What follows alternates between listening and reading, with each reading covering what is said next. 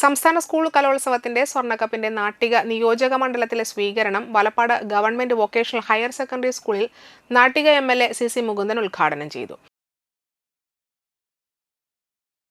അതിന് അവസരമുണ്ടാക്കി തന്ന നമ്മുടെ കേരള സർക്കാരിനോടും അതുപോലെ സംഘാടക സമിതിയോടും അവരോട് കടപ്പെട്ടിരിക്കുന്നു എന്നാണ് എനിക്ക് ഈ രണ്ട് വാക്കുകൾ കൂടെ പറയാനുള്ളത്. എന്നിരുന്നാലും നമ്മുടെ അധ്യക്ഷ പറയേണ്ടായി, നമ്മുടെ സ്കൂളിൽ നിന്ന് 5 പരിപാടികളിൽ പങ്കെടുക്കുന്ന കുട്ടികൾ അടുത്ത ദിവസം തന്നെ നമുക്ക് എ ഗ്രേഡ് ലഭിച്ചുകൊണ്ട് വലിയ മാർക്കോടുകൂടി വിജയിച്ചു വരും എന്നാണ് വളരെ പ്രതീക്ഷ.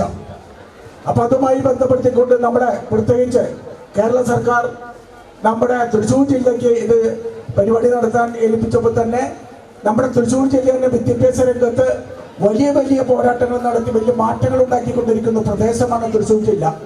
അകമിഴിഞ്ഞ പ്രവർത്തനത്തിന്റെ ഫലമായി നമ്മുടെ പ്രദേശത്തേക്ക് ഈ സ്വർണ്ണക്കപ്പ് എത്ര 117 ഗ്രാം 17 ഗ്രാം സ്വർണം, ഇപ്പൊ സ്വർണ്ണത്തെ കുറിച്ച് വലിയ ചർച്ചയില്ല. ശബരിമലയുടെ സ്വർണം, ഇപ്പൊ ഇവിടെ കപ്പുമായിട്ടുള്ള സ്വർണം വലിയ ചർച്ച നടക്കുന്ന സമയമാണ്. ചർച്ച ചെയ്യട്ടെ എന്നാണ് ഞാൻ മനസ്സിലാക്കുന്നത്. കാരണം നമ്മുടെ പ്രദേശത്ത് കൂടെ നമ്മുടെ വിദ്യാഭ്യാസവുമായി ബന്ധപ്പെട്ട ഒരു സ്വർണ്ണ കപ്പിന് നമുക്ക് സ്വീകരണം നൽകുവാനും എല്ലാവർക്കും അഭിമാനം കൊള്ളുവാനുള്ള സൗകര്യം ഉണ്ടായി എന്നുള്ളത് മനസ്സുകൊണ്ടുള്ള സന്തോഷമാണ്. Valappad panchayat president P K. Mohanan master അധ്യക്ഷനായി.